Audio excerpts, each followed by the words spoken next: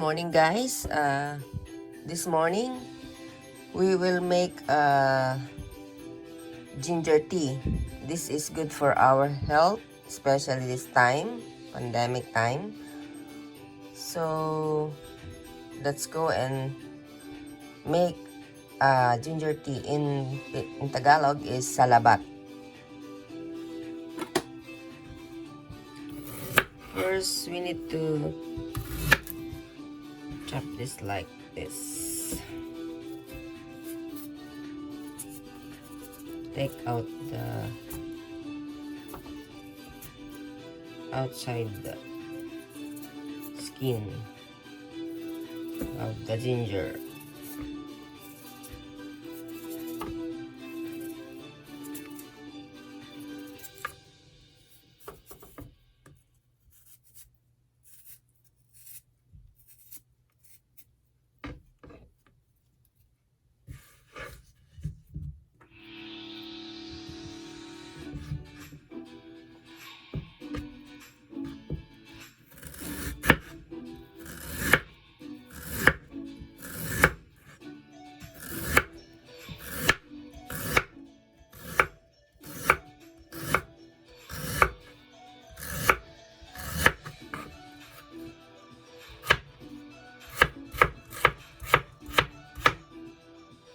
Then we chop like this.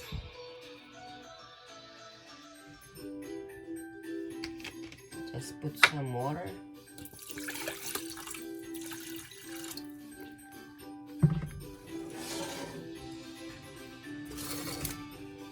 We need to boil it.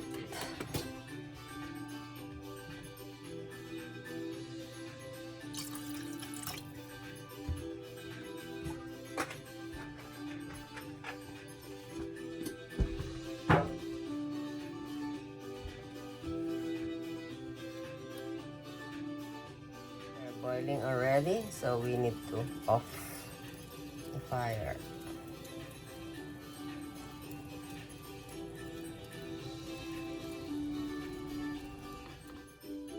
They have an instant salabat or ginger brew that we can buy, but I prefer always the fresh one like this. I prefer this. It's better.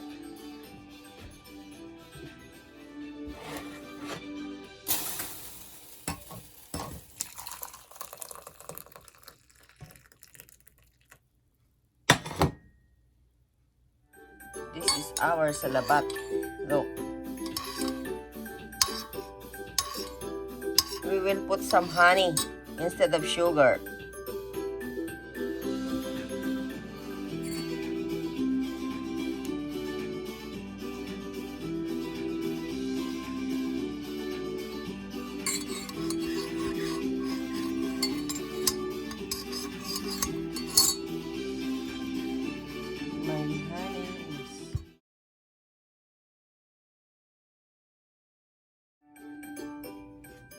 There have a lot of benefits of hot ginger tea or brew, like we called salabat. Try to drink this when you wake up and also in the afternoon. So this is the benefits of the ginger brew. Good for the circulation of our blood, especially if high blood people and people with the high in cholesterol. Strengthens the immune system and helps to fight the virus and bacteria. So many benefits. Regulates our digestion every sip of this ginger brew. It helps also to improve our memory. See? So many benefits, especially for the kids and old us, like us. Next is removing pain and suffering from month visit, or we call that dysmenorrhea.